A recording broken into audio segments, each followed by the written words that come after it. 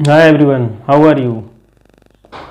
आशा करता हूँ कि आप लोग ठीक ठाक होंगे। और जैसा कि मैंने कल कहा था कि 1 बजे से क्लास 9 का मैं कुछ सेशन लूँगा और आप सभी क्लास 9 के स्टूडेंट जान लीजिए, कुछ लोगों को कुछ कन्फ्यूजन है कि हमें समझ में नहीं आ रहा है, क्लास में पढ़ाया जाता है समझ में नहीं आता है।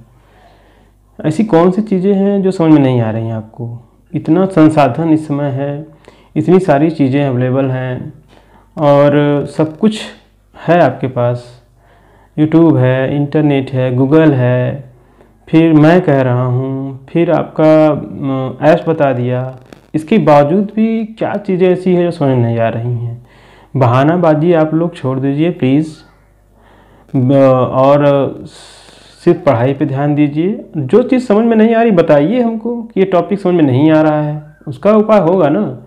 टीचर्स आपको स्कूल में पढ़ाते हैं, नहीं समझ में आता है ऐसा आप बोल रहे हैं, तो उनको बताइए, फिर से पढ़ाएं, वो फिर से समझाएं आपको कि आप उसको पढ़ेंगे नहीं समझ में आएगा तो।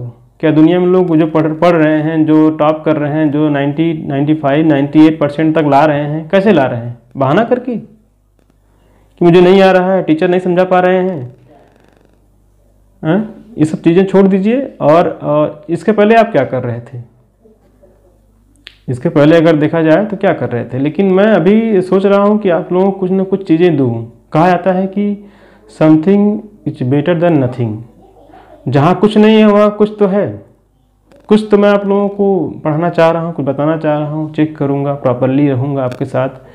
दिक्कत आएंगी तो बताऊँगा, समझाऊँगा।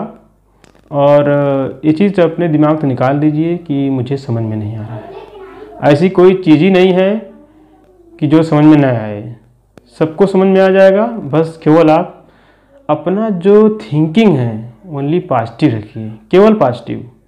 नेगेटिव थिंकिंग मत जाइए आप लोग, पॉजिटिव थिंकिंग रहिए, सब चीज़ें समझ में आएंगी। और आपके पास कोई विकल्प भी नहीं है।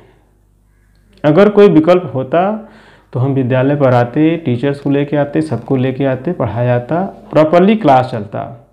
लेकिन कोई विकल्प नहीं है इसमें। सिर्फ एक विकल्प यही है, घर पे समझा जाए। कोई दिक्कत हो रही है, कोई परेशानी आ रही है, अब बताइए पॉलिटिकल में या एसएससी में या आपका और सिलेबस है, उसमें क्या समझाया जाए आपको? समझने के लिए क्या चीज़ें हैं? हाँ, बस यही चीज़ है कि थोड़ा स्टोरी नुमा आपको बताया जाए, थोड़ा सा उसको सही तरीके से बताया जाए, उसको पढ़ाया जाए, तो शायद आप कुछ उसमें पकड़ सकते हैं। लेकिन ये सब चीज़ें छोड़ दीजिए। आपके पास बहुत सारे माध्यम हैं, बहुत सारे चीज़ें हैं, उसको आप यूज़ करिए। जैसा कि सिलेबस आपको बताया हूँ मैं कि सिलेबस आपका जो 9 का सिलेबस है उसमें टोटल 6 सब्जेक्ट हैं। पहला सब्जेक्ट मान लेते हैं मैथ है, सेकेंड इंग्लिश है, फिर हिंदी है, एसएसटी है, फिर आपका साइंस है, फिर आपका कंप्यूटर है। आपके टोटल 6 सब्जेक्ट हैं। और जो 6 हैं वो इसमें कंप्यूटर छोड़ दिया जाए तो बाकी 80 नंबर के होंगे। 20 नंबर आपका प्रैक्टिकल रहेगा सारे के। कंप्यूटर में 70 नंबर आपका होता है प्रैक्टिकल, नहीं 60 नंबर ज़्यादा होता है प्रैक्टिकल, नॉट क्लियर।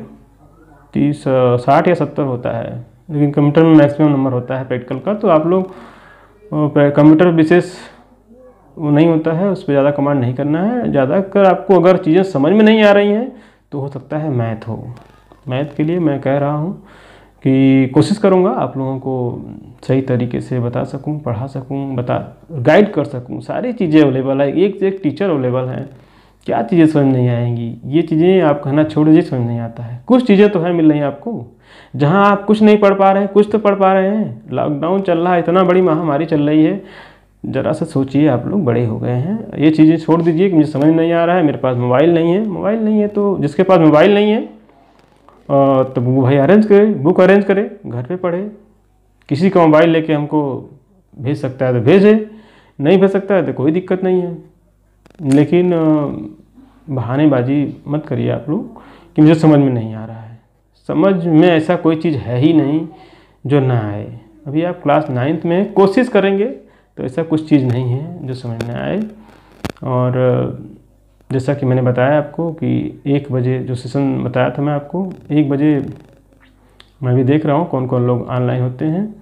और आज कुछ प्रॉब्लम की वजह से मैं वाइट बोर्ड वगैरह नहीं जुटा पाया, नहीं ले पाया, तो वाइट बोर्ड ना मिलने की वजह से थोड़ा प्रॉब्लम हुई है। वाइट बोर्ड मिल जाएगा तो कुछ चीज़ें आपको मैं बोर्ड के माध्यम से बताता रहूँगा, समझाता रहूँगा। लेकिन ये है कि मैं चाह रहा हूँ कि आप स्टार्ट करिए सभी लोग।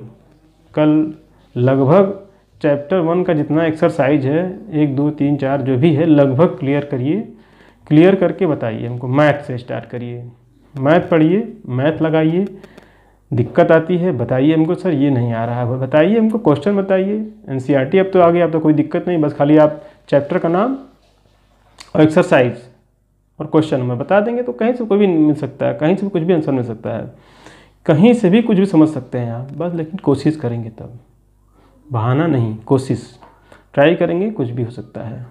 जिसके पास मोबाइल ना हो, प्लीज़ आप सभी लोग मोबाइल अगर अरेंज कर सकते हैं तो कर लीजिए, नहीं कर सकते हैं तो घर पे बैठिए, घर पढ़िए, बुक मंगवा लीजिए, बुक से पढ़िए, लेकिन बहाना नहीं, सिर्फ पढ़िए। आपका सिलेबस थोड़ा लॉन्ग है, हाई स्कूल में आप आ गए हैं तो आपके पास एक्सक्यूज़ नहीं, पढ़ाई, ठीक है। कल वाइट बोर्ड लाएंगे तो कल आप सभी लोगों को पढ़ाएंगे सही तरीके से। Okay, that's it, thank you, have a good day.